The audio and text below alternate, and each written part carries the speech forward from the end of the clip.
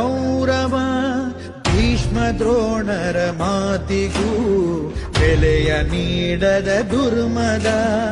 ಕೂಡಿ ಬಾಳದ ಕುಲದಲ್ಲಿ ಪಡೆಯದಿರುವುದೇ ರಾಜ್ಯವು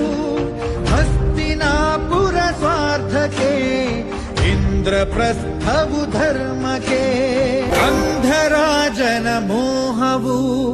ಧರ್ಮರಾಜನ ಧರ್ಮವು